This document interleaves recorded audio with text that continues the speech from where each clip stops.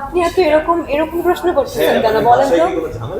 না না, আপনাকে ইদানিং দেখতেছি আপনি খুবই মানে অ্যাটাক করার মতন প্রশ্ন করতেছেন, কারণটা কি?